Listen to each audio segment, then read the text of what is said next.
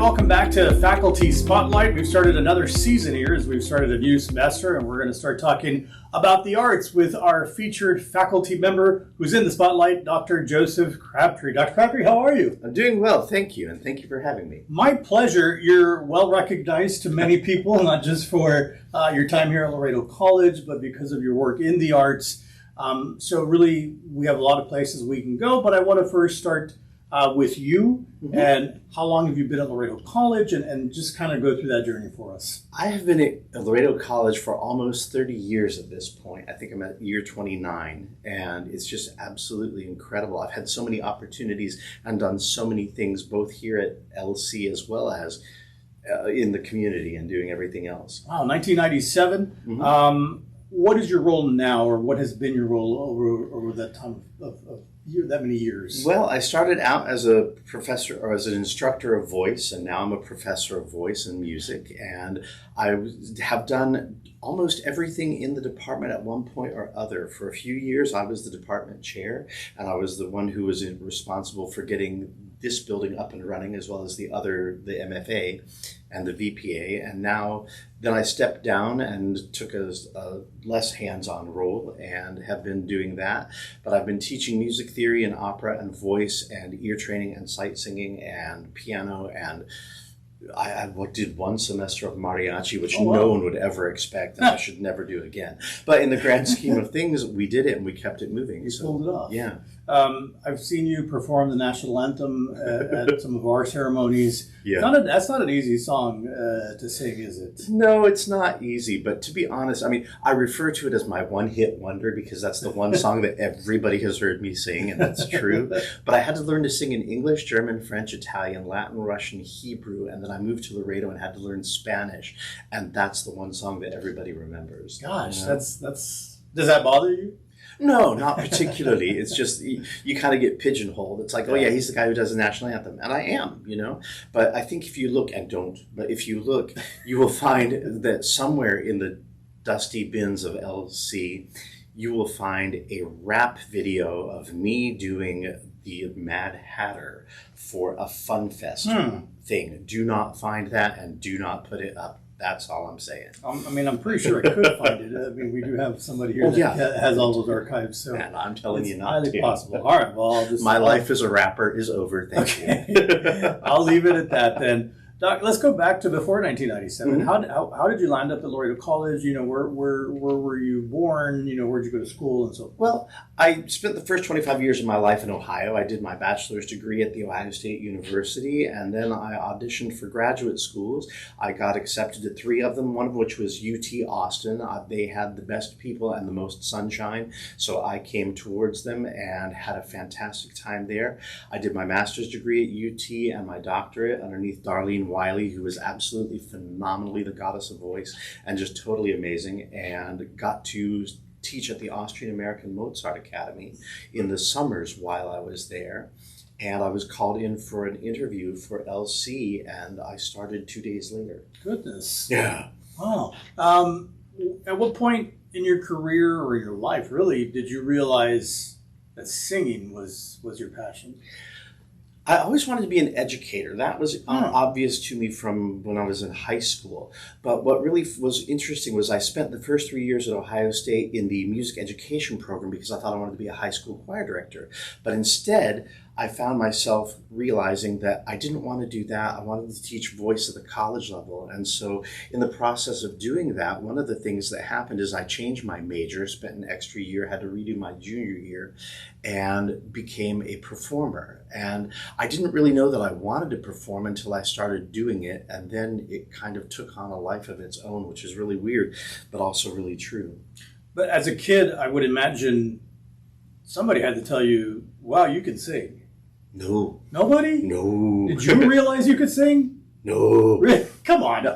I know it sounds like I'm making this up, but what's funny is that I was in high school and my sister saw that I was doing really well academically, but that I was like I'm an incredibly introverted person. I don't talk to people. Not that I don't like them. If someone talks to me, I will talk to them, but I would never go up and start a conversation. And so my sister convinced me to drop computer programming and take choir.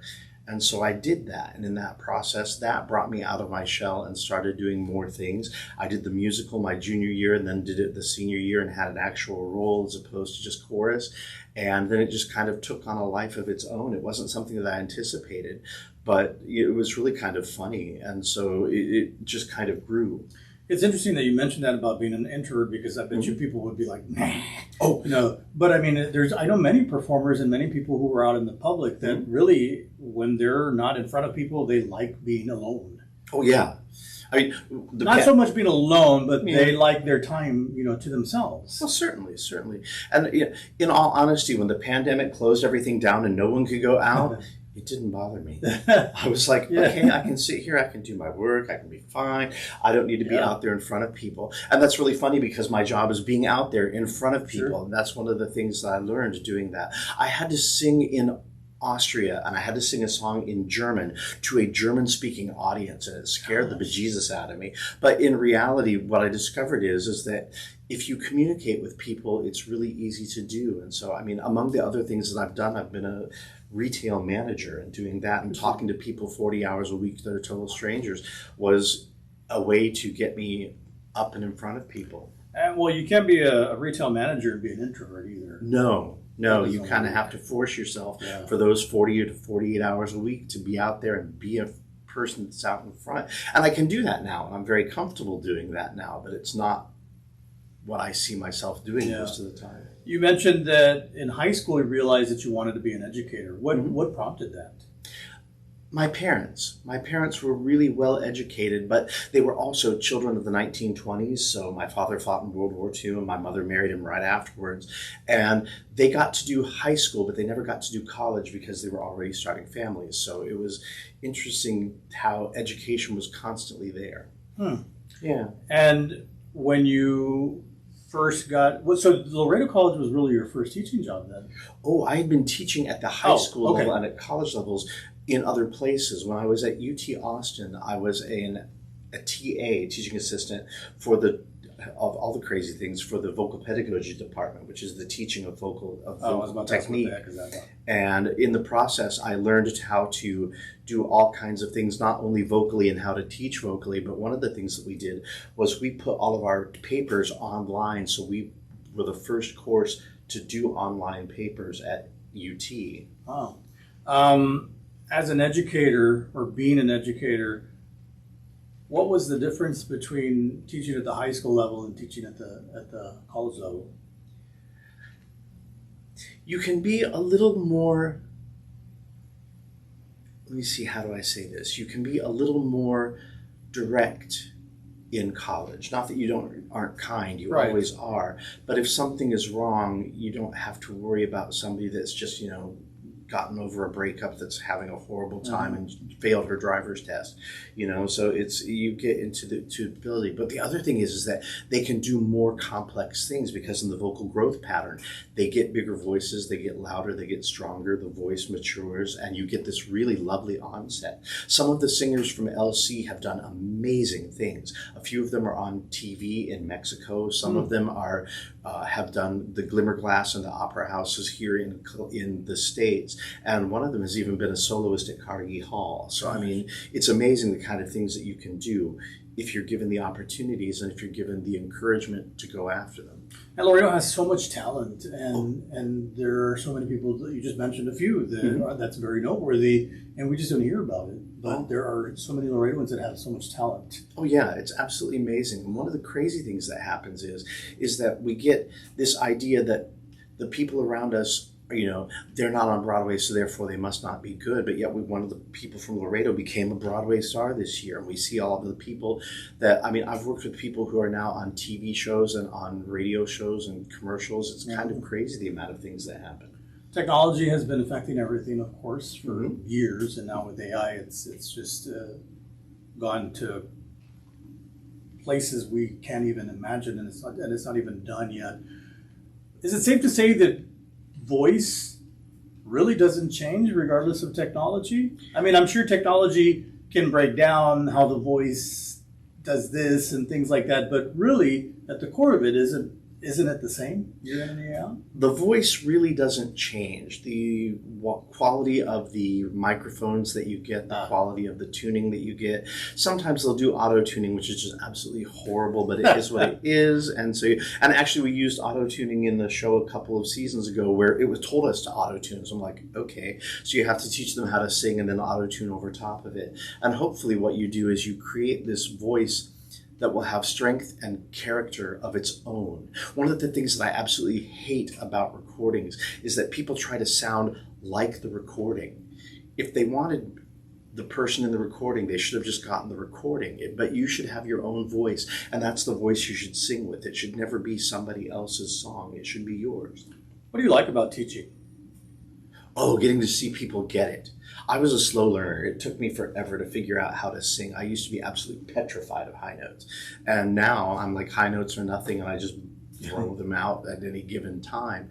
And watching people really get it, and then not only get it, but go beyond it. Because there are 3 big W's that you have to have for every song. It has to be who is singing, to whom, and why. And if you don't have those, then even if the song is well done, it doesn't really show off what the singer is capable of. But when the singer decides, today I am an 18-year-old guy who is singing to a 16-year-old guy who just broke up with his girlfriend, and tell him the story of what's going on, then the song that's actually being done becomes much bigger than just getting the words out. That's interesting insight, because for me, I don't see all of that. I just hear a song and that's it. But yeah, those 3 W's are really, that's important. That's great insight. Yeah, and you have to have it. Otherwise, you'll notice that there's some singers that you really like and some singers that are okay, but you don't really listen to. Huh. And we all do that. I mean, it's not just me. Everybody has and what you really discover is that there are people that have the real ability to communicate. And once they do that, you get sucked in and you do it. Yeah. How would you describe your teaching style? Oh, I'm what's known as random association. I can make anything associate with anything else. I can discuss to you how the Star Trek wars and the voice go hand in hand. I mean, it's ridiculous, but it's true. You picture the Death Star, that big circle. I'm like, yeah, but when you look at the big circle, it's not the big circle that goes out. They all get focused down into this one point, and then it goes straight out and blows up Alderaan. And that's the same thing that you do with the voice. You make a big space in here. You put the sound forward and suddenly, wham, it goes out. It's amazing. And it does exactly the same thing. How many students do you usually get in a class for teaching voice? Voice lessons are done individually, one-on-one. But we also have choirs and we have workshops. Okay. And I'm the director of the Laredo Philharmonic, so I do that with 40 and 60 and 120 voices at a time. How many let's just count plays, I guess, or performances. How many do you keep track? How many have you done? How many I've performed or how many I've directed? No, performed. Performed. I have done 58 roles in 3 languages on 2 continents. Isn't that crazy? Oh. Yeah. I mean, I've done everything from, and I mean, literally, I have done everything. I've done old things that are from the 1600s. I have done more modern pieces that were written in the 1980s and 2000s. We actually did a piece one time that was written in the 1940s, but was first performed in the 2000s because it was written in a concentration camp by people who were there. It was incredible. The Chronicle del War, I think it is. No, I'm forgetting now the German name for it, but it's the Kaiser from Atlantis. Yeah, Kaiser from Atlantis. And it tells the story of how death takes a vacation because he's not going to take any more people. Do you remember each performance? Somewhat, yeah. Although to be quite candid at this point, there are things I'm like, oh yeah, I did do that, didn't I? And you kind of forget. Let's talk about your time here at Laredo College since 1997. Mm-hmm. What are your thoughts on Laredo College as a whole?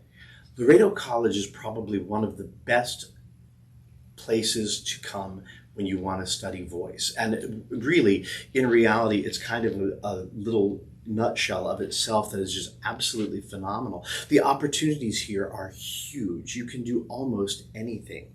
In the time that I've been here, the opera workshop has done full-fledged 3-act operas. We've done 2-act operas. We've done 1-act operas. We have done zarzuelas, todo en español. I mean, we have done absolutely everything. We've done modern plays. We've done comic plays. We've done the old standards like Camelot and Carousel. We've done new things like Ride the Cyclone, and this semester we're doing Working. I mean, it's just all over the place. What would you say has changed since 1997? Not just the college, but the people here.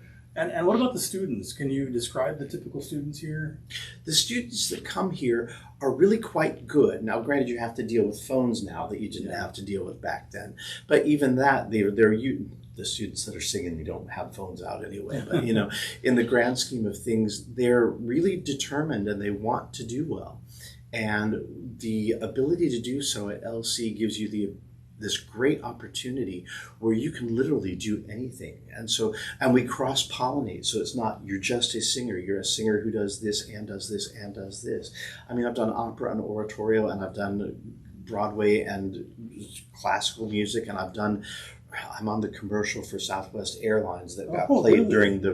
during the Super Bowl. Gosh. I mean, I've done everything. It's crazy. What is your part in that commercial? At one point, there's a trio of singers in the background, and at one point, I'm the lowest voice that you hear, and then later on, the tenor was getting tired, so another point, I'm the highest voice that you hear. Gosh. It's just crazy. That's interesting. Well, that's appropriate since the NFL season is just about to kick off. You know, are you a fan of sports? I am, though. I admit that I'm much more a fan of college than I am of pro sports. Gotcha, makes sense. I'm a Buckeye. What do you expect? No comment. I'm kidding. I have no. They beat my master's and doctorate team, so you know it's like you can only take so much joy out of it. Let's talk about what motivates you. You know, what keeps you going after so many years. It's the students and the camaraderie. One of the things that people forget is that music is not an isolated thing, and it's not disassociated with everything else. Everything that is music is parted into everything. I mean, you'd find that we have these core activities that you're supposed to do: teamwork and social responsibility and personal responsibility and communication and all this stuff that you're supposed to do, and teamwork and all of this. And everyone goes, oh, we've got to teach those in our core courses. I'm like, yeah. And if you ever sat in choir, you would know that those are the things that we do. If you ever tried to get 40 people to all put a T on beat 3 and make sure that the words are understandable and make sure that you're expressing it and that you know your part while everybody else knows their part. All of those things that are the core emphasis are the music things. And people in music tend to do better and outside of the world, even when they're outside of the music. Do you remember a time in your life, your career, that you thought about doing something other than teaching?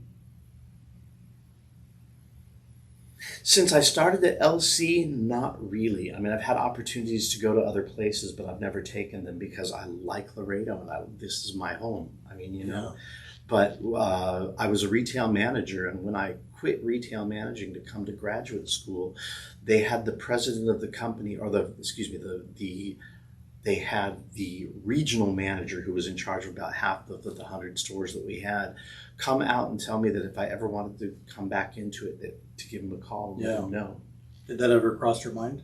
No. I like what I do. The students here are fantastic, and sometimes you go in and it's 6:30 or 7 o'clock at night, and you're exhausted because you've been teaching since 7:30 this morning, and you get to that rehearsal and you're like, oh, I just don't have it in me. And an hour and a half later, you walk out of there and you're completely pumped and ready to go because the students are fantastic, and it's just amazing. Yeah. Had you not have been an educator, what would you have been? Oh, I would have been the scariest lawyer ever. Really? Yeah. Oh, that's interesting. Did that cross your mind at any point? You wanted to be a lawyer or not? No. I knew I would be scary, you know? Okay. I'm really very friendly, and I'm really very straightforward, but I'm also really dogged, and I work hard at the things that I work hard at. And if I have to argue something, I argue it, and I don't pull punches. Yeah. When you're not working hard and working at Laredo College, what do you like to do? Do you watch movies, listen to music? I love baking. Baking? Yes, absolutely. Huh. What's your specialty? Oh, so I make these sweetheart rolls that are a French pastry that is rolled out. You roll it up. You've got streusel and toffee in the middle, and then you fold them out into sweetheart rolls that are just absolutely amazing. Interesting. Do you watch movies at all? Listen to music? Oh yeah, absolutely. Yeah. What's your favorite movie or movies? Well, since you asked, Yeah. you should know that geekily enough, I am a charter member, in fact, of the Lord of the Rings Club, including I was a moderator of the Lord of the Rings fan boards when the movies were being made, and I also got to ask Peter Jackson questions through the pamphlet that we had that were being sent out. I mean, it's crazy. Yeah. And so I like that. My son has gotten me into Marvel and all of the crazy things, Harry Potter, and so I like everything. Yeah. Any series that you watch or not really? So series are a little bit trickier because they come and go so quickly. Yeah. Of all things, one of the shows that I absolutely love that nobody would ever picture me loving is I loved Club de Cuervos, the Netflix thing about the soccer team in Mexico. It was incredible, absolutely incredible. And yeah, and you look at me like, yeah, I watched that and the Balada de Hugo Sanchez and, Y Patron. I mean, like all of them. And so I get into it. And so I like all that kind of stuff. Downton Abbey. I'm like, I love theater. I love when it's done well. Music is absolutely phenomenal. And what's really funny is that I spend so much time doing music all day that when I go home, my music really doesn't tend to be there. But we made a trip up to Bastrop to hear the Brobdingnagian Bards who were doing music that was just absolutely phenomenal. And so my son and I drove up and we drove back and we had a great time. Dr. Crabtree, anything that I didn't ask you or didn't mention that you'd like to add? I think that it's really important that people understand how much work is done at the college and how much we do to try to make the community better. And I don't just mean that from my job as the Laredo Philharmonic president, but I mean that we do a lot of work for a lot of people, and we do it to make it viable so that the community gets better. And it's really incredible. Like in our Working with the Opera workshop, we have raised over $100,000 in scholarships over the 25 years that I've been here. It's not like I did one concert and whoo, everybody showed up, but $5,000, $2,000, $3,000 here consistently. And the consistent work that's done by all of the instructors here at LC will really set you up into a great position when it's time for you to go on and beyond. How much longer do you see yourself doing this? For a few more years. Yeah. I'm starting to think retirement because I'm an old man now. But in the grand scheme of things, I don't see that happening in the next 2 years or so. All right. But after that, who knows? All right. Dr. Crabtree, thank you for your time. Thank you for making Laredo College your home for so many years and for making Laredo your home. I appreciate it. Thank you. Keep up the good work. Thank you very much.